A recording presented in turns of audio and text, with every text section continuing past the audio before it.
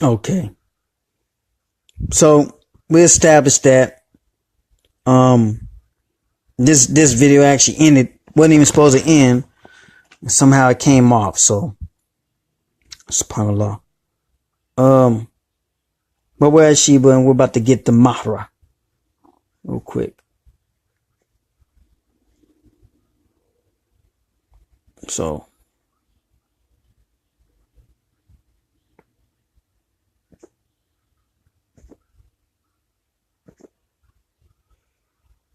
ended when I did not expect it. Oh.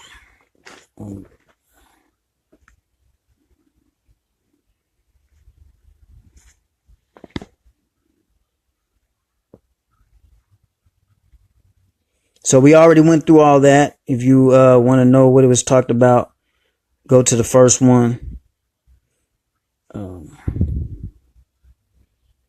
So we talking about Mahra. We talked about this. Okay, we're going down.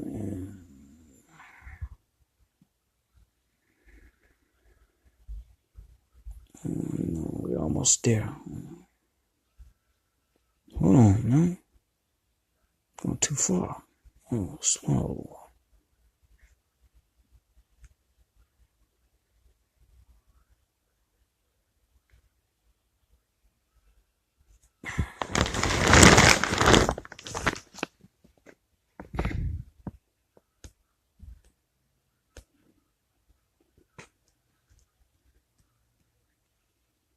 Hold on for a second.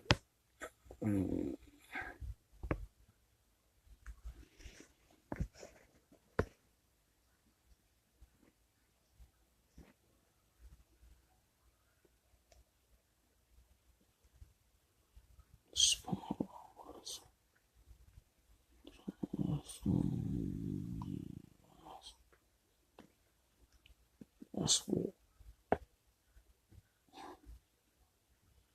I had it right.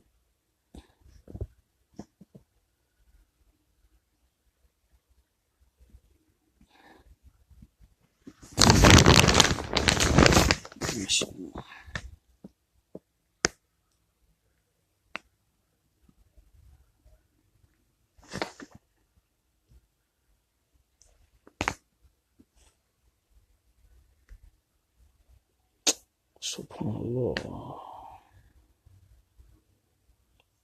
Excuse me for a second.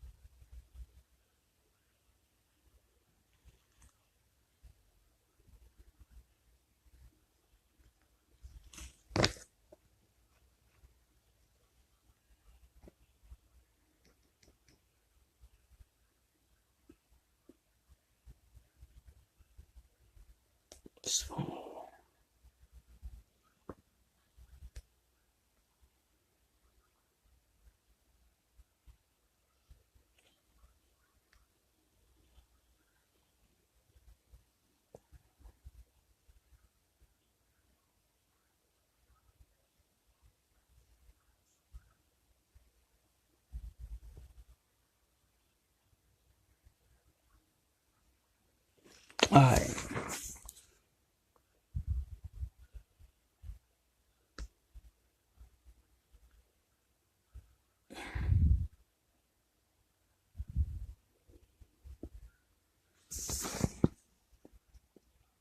So, back to this part. The ancient Ethiopic or Ge'ez, which is only one of the three dialects that either has been or is now generally used in written documents of a sacred or civil kind, is to be classed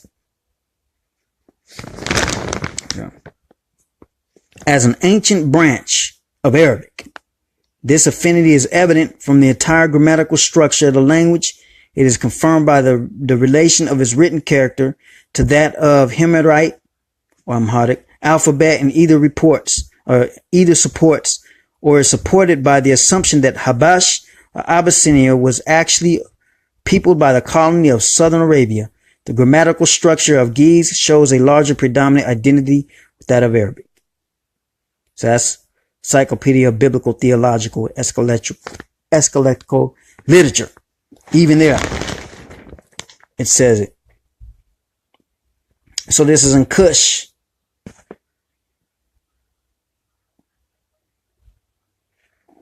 Oh.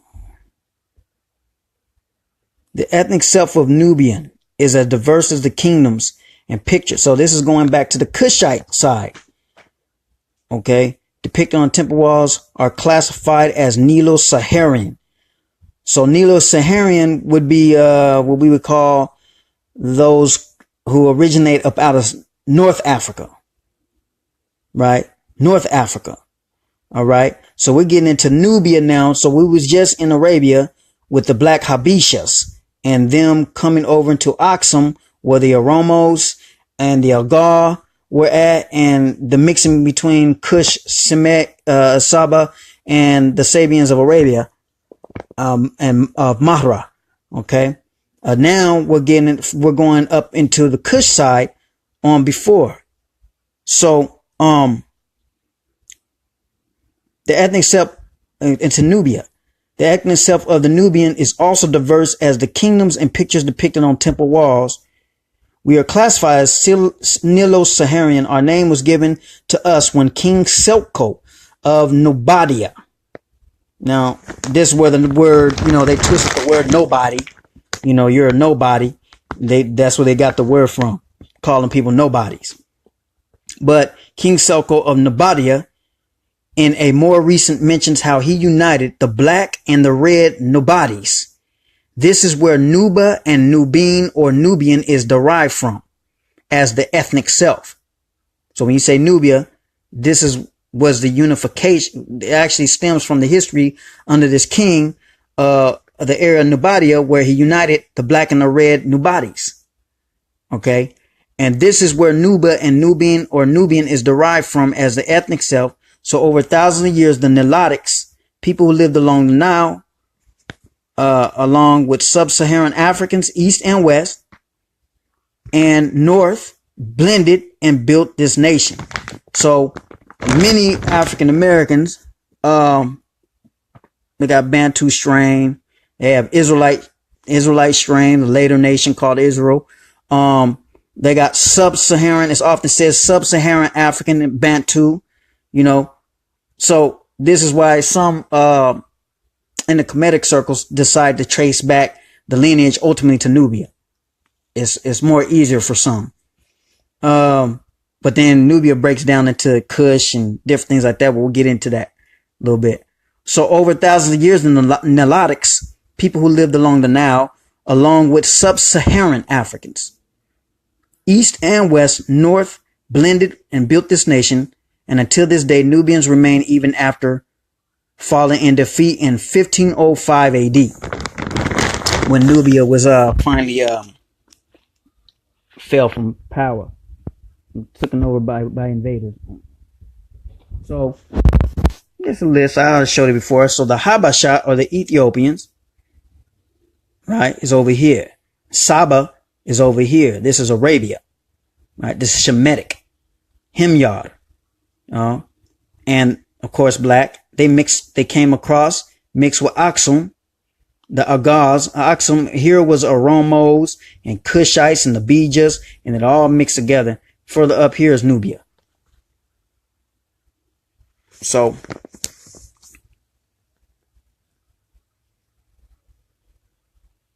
okay. Of it as a nation. So it's talking about Nubia still. Here are the divisions of Nubia. Of it as a nation, it had several kingdoms and cities such as Makuria / Moro, Alodia or Awa, Nubadia or Nuba, Karma, Napata, Napta, the word playa or playa, and then the word Kush and Nut, etc. All of these are under the land Tasseti, land of the bow. So that one name Tasseti, all of these names are under that. So this is where you got your Medja and the Bija and all that. So Ethiopic Geese is something different than the Nubian, but many people mix it up, get the Ethiopian. When they say Ethiopian, because Ethiopians actually, it comes from Antiops, which is a Greek term, but then it might come from an Aksum terminology, which is Ethiops, from the book of Aksum. Let's see right here. Actually, I think, let me see. Yeah. Primo detail on antiquities of the entire. Okay, Ethiops. The son of Cush and grandson of Shem. According to the Hebrews, the story has been reversed. Cush is shown as one of the sons of Noah, a brother of Ham and Shem. A recapitulation of his biblical story according to the book of Aksum, written by God-inspired holy men. So when the Aksum Empire existed, and the Aksumites wrote books too about Shem and Ham, but their understanding was different. They said that Cush come from Shem. So that's why you got a Cushitic people that speak Semitic, and then you got people want to talk about Ham, Cush. It just all got mixed up. The lineage got mixed. But it says the genealogy of the fathers of this temple is Cush, son of Shem, begot Ethiopius, which is called Ethiopia, father of Aksumawi, whose descendants founded the holy city Aksum, each sector having been named for each of its offspring. The above story obviously makes the jet black Ethiops a word from which the Greeks Ethiop fashioned people of northeastern Al-Kebalan. Remember that name, Al-Kebalan. Hence Shemites. And that was by Dr. Yosef ben Yakanan, African mother of Western civilization. So Dr. ben Yosef Yakanan preferred to go with the fact that Cush Hashem, it sort of matches up because of all the people that you see, like the Eritreans. Hold on a second. Eritreans, Tigrinya, I should say, Amharic. That's all Shemitic language, yet if you get the general picture of what a Cushite looks like, he look like Cush. So, and as we saw, Ethiopian, which is, we went there, three guys that either have been and are now generally used in written documents or sacred civil kind, is to be classed as an ancient branch of Arabic. So what we think is, Arabic, Ethiopian languages. Under the designated Ethiopian languages, 3 different dialects. Okay, we already saw that. As to the Cushites, they themselves descend from Cush, son of Shem. They established themselves in Arabia and thence passed into Ethiopia. They are ancestors of the Abyssinians, Habasha, but at what time did they migrate? This is not known. Well, this is Larcher's notes of Herodotus. So the famous Greek historian Herodotus, who was the first historian, for Europeans, says that he wasn't sure when they went there, if it went like that, but all right. Remember the name Kabilan, actually is an Arabic word. And, Al-Kabilan, a body of men from one father and mother, and without a body of men from several ancestors. That's what it means. Clearly it's an Arabic word, and it's one of the most ancient words, for the region, called, Nubia. And some people even say an ancient word for Africa itself, if they want to translate that like that. Seen that before. Okay. Come up out of that.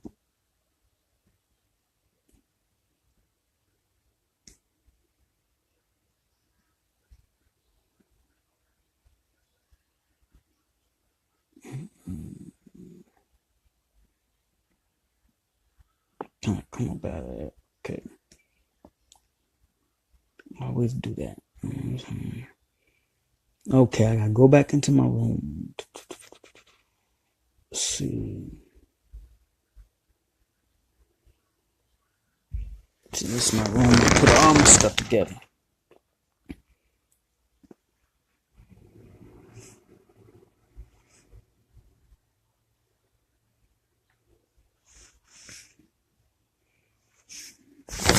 Okay, I gotta find my last one. What was it at?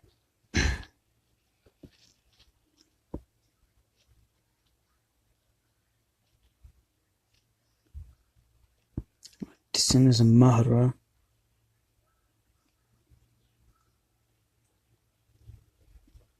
I don't know if I had it right.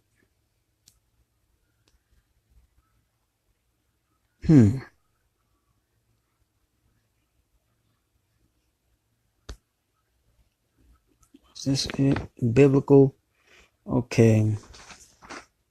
This is Dan and Mache when Abraham was Eastern Ethiopia. So now with this author, she makes a good connection, but she doesn't know how to continue past the later lineages. And so she thought that maybe that although it was Arabian was Ethiopia, she thought that they just died out. But, you know, it's a pretty good read.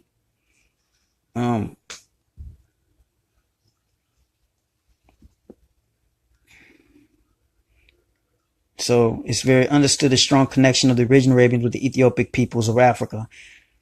The Cushites, the first inhabitants of Arabia, are known in the national traditions. The Cushite Arabians and the Chaldeans, the founders of the first historic civilizations, and Babylonia being certain Hamitic. So she's coming from more of a, it's not all the way clear. You know, she's throwing Babylon in there. Although the people who established Babylon, when we talk about Babylon, they were Cushites. But it says, though early mixed with Semitic tribes, long before Assyrian rule. So that part, that's very true. The Oromo name of the supreme being, now that's Cushite, is Wa'ak, serving many Cushitic families, nations in northeastern Africa before the conversion to Islam and Christianity. Compared to the other Cushitic families and nations in the Horn of Africa, the Oromos have abundantly preserved the original Cushitic concept of Wa'ak or Wakifana ritual performance. It just means the one God who created all things. So this would be the belief probably in the time of Noah, the biblical Noah. Cushitic speaking peoples today comprise of Algal, Oromo, Somali, Afar, and several other tribes, and were considered offspring of Cush, Masudis, Meadows. The Beja people who also speak Cushitic language have specific genealogical traditions of descent from Cush. They are Nubians. So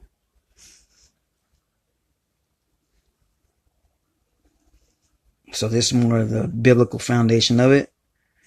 Scripture with the kingdom of Cush, ancient Sudan, and or Arabia Peninsula. So we got that too from the biblical perspective. So I mean, it's whatever angle you come at it, it's there. You just got to dig for it. James Baldwin. This is something else though. I had something about Mahra, and I can't find it all where they came up out of it.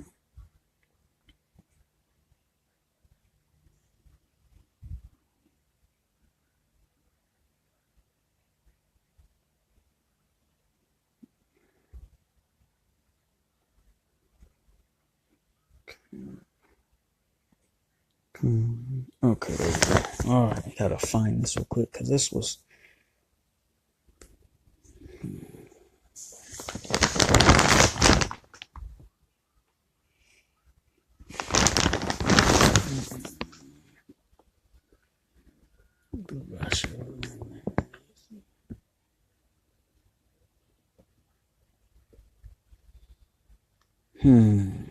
This is weird. They sometimes do cut my stuff. Oh, I'm gonna have to do another video for that.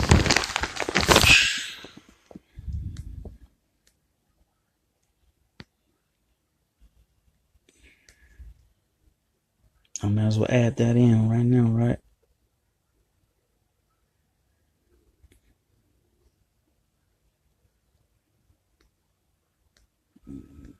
Let's see. Man.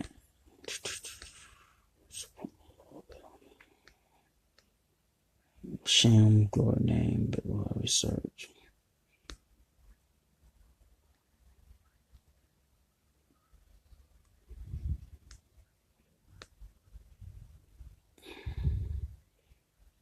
Way far.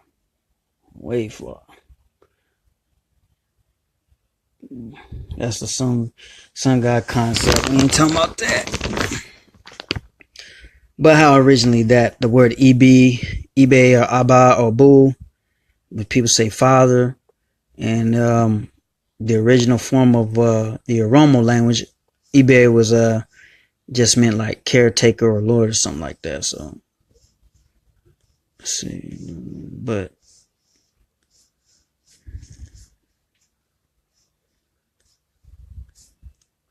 wow, can't believe this.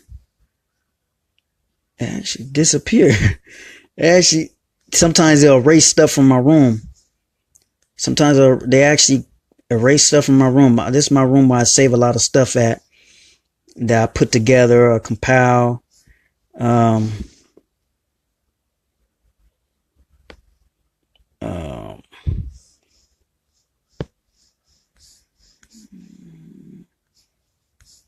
also have my debate material in here. Some debate coming from different angles, depending on what I'm talk about. Okay. Okay, that's another one. That's a good one. We're not there. We already know that one's just proving the people of Arabia was black originally. Well, see my Mahra. See, I had a lot of stuff on Mahra and how the Mahra tribes, and these tribes came up out of Arabia and fought against the Persians, and how they were the heads of them, and it was connected to this. Now it's not there.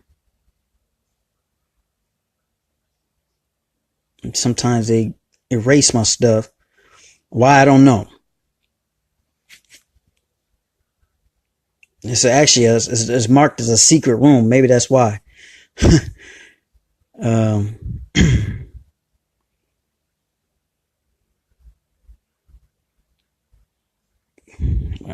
no. So, got a glimpse. A lot of stuff that's in there. Been in here.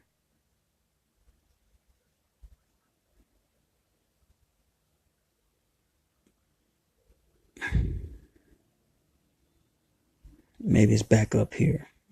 No.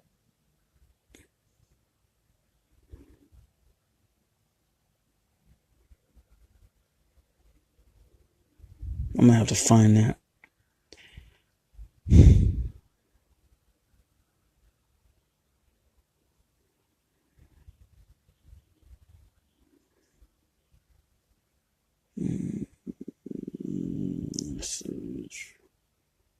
Wow.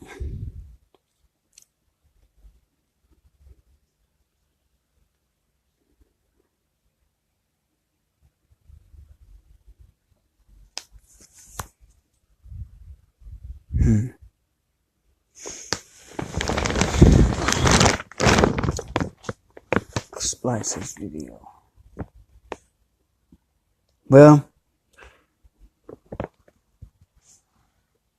guess they did. But let me see if I can type this up. This.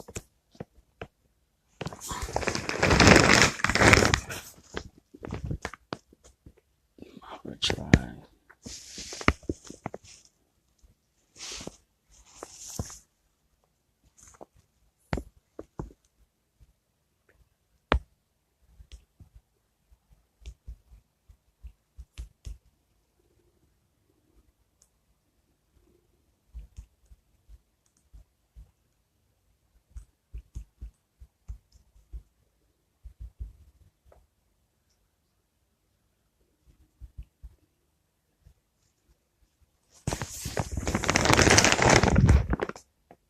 Okay, well,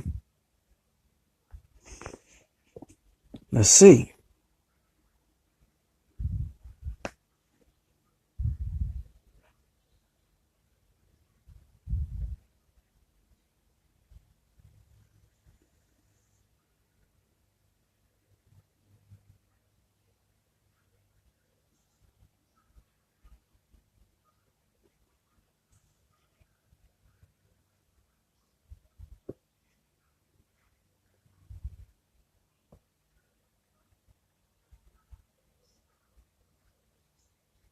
Okay.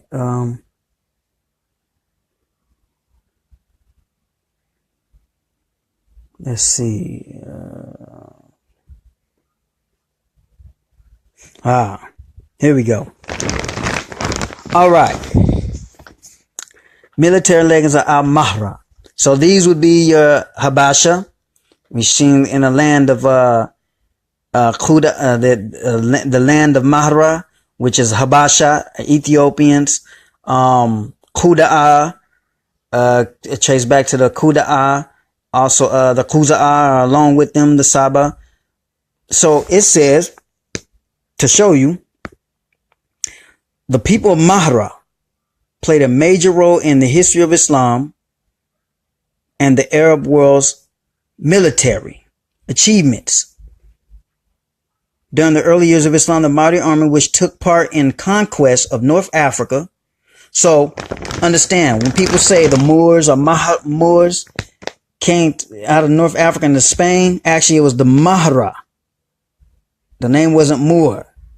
Moor is a corruption of the word stemming from the French or English name that they was, they were trying to give us, one of the languages, French, or they said Mori, So Mahra actually was, and these were Ethiopians. So actually, these were the people of Saba. These are Ethiopians. By that time, mixed with the Cushites of Saba and Nubia, and so these are the ones that actually came out, took Egypt from the Greeks, fought against the Persians, fought against the Romans, ran up in North Africa. And you got to remember all these areas that we're naming, like Nubia, the Kush and all that, out North Africa. These Mahra were reclaiming the lands, from, the empires and stuff like that it took them, particularly the Roman and the Persian Empire. So this was a continuous, actually. You got to remember, these people are related, are from the people of Aksum. So with the Persians in about the 4th century, they had, basically taken over the whole area away from the kingdom of Aksum. And these right here are the descendants, relatives, in the name of Islam, retaking it back.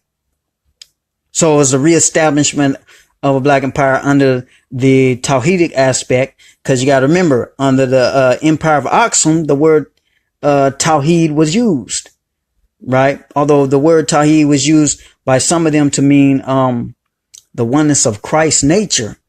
Tawhid meant the oneness of God, the oneness of anything that you deem that is one, alone. So here you have the same people coming back again at the Romans and Persians under the completion of Islam, right? So the people of Mahra played a major role in the history of Islam and the Arab world's military achievement. During the early years of Islam, the Mahdi army took part in the conquest of North Africa. Stop moving this real quick. Okay, hold on. The Mahra army spearheaded the entire Muslim army during the liberation of the city.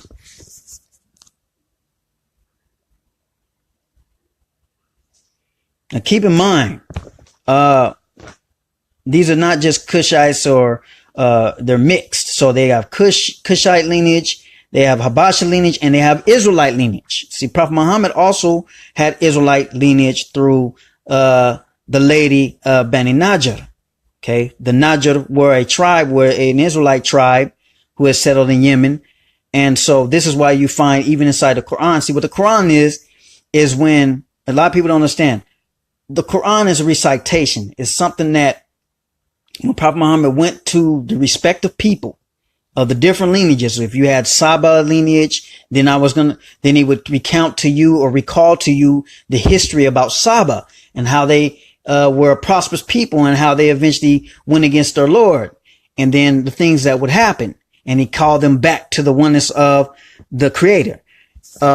If he was talking to the people of Israel, the Bani Israel he'll live there. Then the Prophet Muhammad will recount to them some of the stories of the prophets like David and Moses, and talk about Jesus, and he would talk about, the different things that have happened, and he would draw a moral point to what he was saying. Okay, so if he's talking about ancient Arabian history, the ancient people that the Mara related to, he would talk about Ad, the Cushites like Ad and Thamud, and he would talk about them. And then this is what was written down. So when people start to say, well, the Quran is a plagiarization of other scriptures, they don't completely understand exactly what the Quran is. It's not a plagiarization. That's like I made an example in my last video. It's like if I walked into a room right now, I go somewhere and I give a speech, and I'm in front of me. You got some people who they're all black, but some of them are Christians. Some of them are Jews. Some of them follow, whatever type of understanding, and they have history to that. When I speak to them and I want to make my moral point, or I want to make my point, I will utilize the traditions that they go by to drive a point. And then if that's written down, then that is something that is recited. See what I'm saying? That's something that is called to remembrance. That's why you'll find inside the Quran, if you go to Surah 2 or chapter 2, often it'll say, and remember this, and remember that, and recall this, and recall that. And then it'll give the story. And you're like, hold on, it's talking about something that happened among the children of Israel. Well, that's because the Prophet Muhammad is talking to, at that time, somebody who's a descendant of Israel. So he's telling them, and remember this, and remember that, how you killed the prophets. And they'll recount the story of how the prophets were killed. And they'll say, and now that a new messenger has come to you, you backslide now. See? So a lot of people don't understand that it's not a plagiarization. It's a reconfirmation, like it says. Inside the Quran, it says this is a reconfirmation of that which came before. Often, sometimes it says, I did not bring anything new, but to reconfirm that there's only one God, and to give it in a purified way, because people that went into idol worship, people started, like for different Christian sects, they started saying that Jesus actually is the God, so he wanted to remind his people of their ancient traditions before it got, all messed up and convoluted. And he said, hey, we need to go back to La ilaha illallah. There is no God but the one and only God alone. He has no partner, he has no association. He also called away from, and unfortunately Muslims have fell into this a lot, and that is taking their leaders as their leaders' rules and laws that they make up, taking them as at face value and just blindly following it. That's also a form of associating a partner with God, with the one and only God. So the Prophet Muhammad came against that too. Call people away from that, you can't blindly just follow anybody. You have to think of the information, you have to compare, you have to weigh it, you have to, use rationalization. And of course you should pray for guidance. And, anything that especially goes against something that's really, really wrong, you don't go by that. So you had a lot of people, before I continue on this, you had a lot of people in the history of Islam called,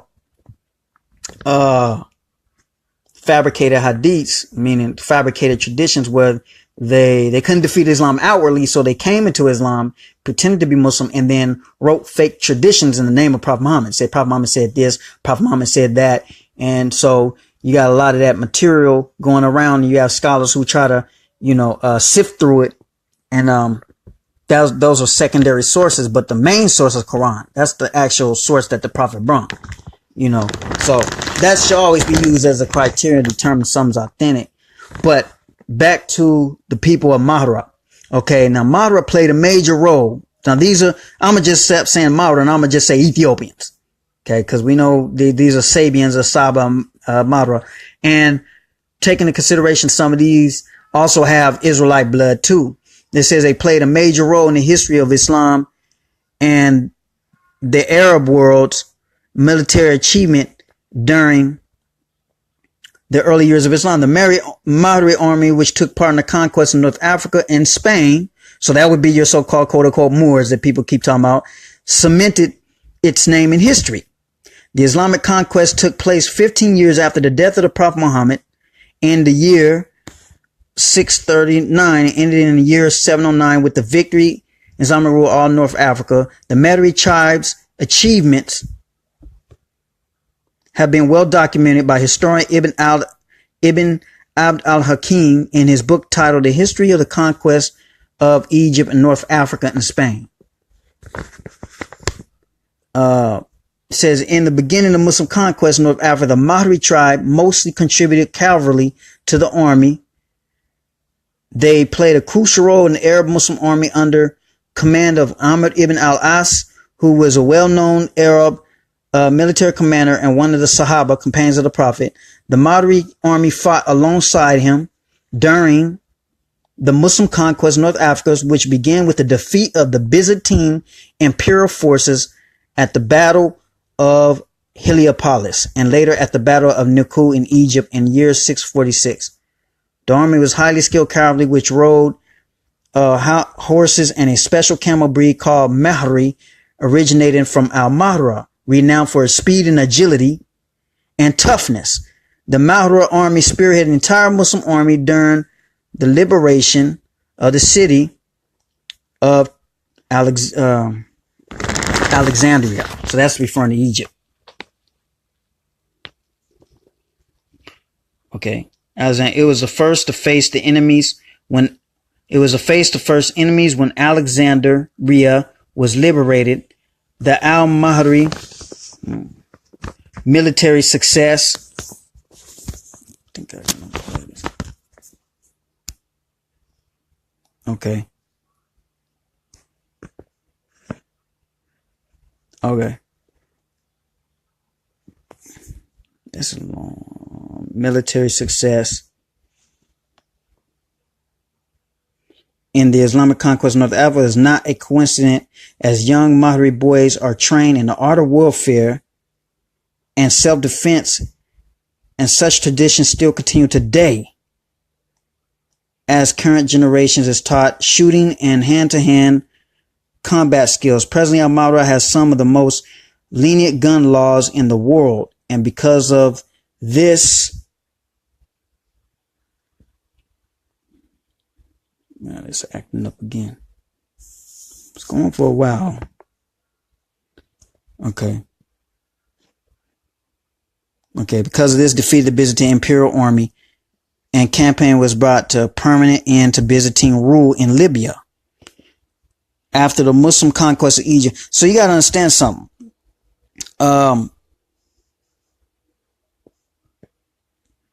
The Byzantines, there's a verse inside the Quran, and I'll make a video on this, but there's a verse in the Quran where it says talks about fighting the Christians till they pay the jizya tax, protection tax.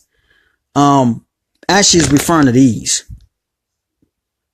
See, Byzantine was an imperial, and it was basically what we call Roman. They even oppressed other Christian sects who believed different than them. And there was an Arab tribe that established with them called the Ghassanids. And the Ghassanids, they were Christian, but they was Byzantine, they spearheaded, the Byzantine rules and policies in the Arabian Peninsula. So when Islam started spreading, the Prophet Muhammad sent an ambassador to the Byzantines, and they gave orders for the Ghassanids to cut the head off of the ambassador. And the Byzantine were known to already be oppressive to other Christian sects, as well as the Byzantine were Romans who were, had formed a big empire, and they had parts of Arabia. So that's when the verse was revealed about fight them until they are humbled, or they pay the jizya tax, and some people interpret the tax to be not a protection tax, but they interpret it actually to protect. Some interpret it as being a protection tax as far as protecting, showing that you're paying tribute so that basically the war don't resume. Because if you're an arrogant power, economic power, the one way to make you feel humiliated is to make you pay economically. So others though say that the jizya tax was because of to pay for the blood, for the life of the person that was killed, and is really blood money. But they didn't want to pay it, so they had to be subdued. But in any case, that's what caused the Muslims actually to take up arms and come up out of Arabia. Muslims wasn't even planning on coming up out of Arabia until the Byzantines did what they did, right? And they had a lot under their empire. So all of that fell into the empire, and then you had the Persians who were fighting against them. But you got to remember, these are the people of the Mahra, and the people of the Mahra are descendants of Aksum, and it was the Persians that took down the Aksum Empire. So at this time, the Persians were enemies of Byzantine or the Roman Empire, and they were engaged in war with them. So as soon as Mahra came out and established itself, the Persian Empire then, recognizing probably who they were, or a part of who they were, moved against them or were making plans to move against them. So Mahra fought against Persian Empire, and then all that was under Persian Empire fell under the Mahra army. So what a lot of anti-Islamists are talking about, whether it was Islamic conquest of Christian areas or Roman areas, they don't want to say Byzantine areas, or they don't want to say Persian areas, and they don't want to also tell you that many Byzantine Christian sects actually fought on the side of the Muslims. So I'm going to make a video on that and bring the proof about that too, because it wasn't just Muslims that came out and Muslims just conquered. No, there were Christians who were along with the Muslims. There were Israelites who were along with the Muslims. There were some Israelites like the Bani Najjar who were Israelites, but they were Muslim too. So, again, there's a lot of politics being played right now. And that's not to say that some Muslim rulers didn't come to power and didn't oppress. You're always going to have, people who come with their own agenda. So, that's not me saying that it was just every single ruler was just so righteous and pious. I'm not going to say nothing like that. That'd be ridiculous. But, so the Muslim conquest of North Africa was temporarily brought to a halt due to Muslim civil wars. And that happened because of an internal fighting that started, that you see today, the sectarianism that started, and that really divides along family lines. But then it also divides into the fact that the Persians had actually started fake converting. Some of them started fake converting. And so, some wars were started, but, better known as the first and second fitna. The first part of the conquest took place under the Rashidi Caliphate. Okay. So, Amari soldiers carrying the Al-Mahra flag were sent to Africa. That would be North Africa. Remember I told you earlier, there was two places, one in the book of Jubilees that says Africa. Africa was no Hamites. And I showed that in the last video. Africa were no Hamites. They were Edomites. The word Africa used, they were Edomites.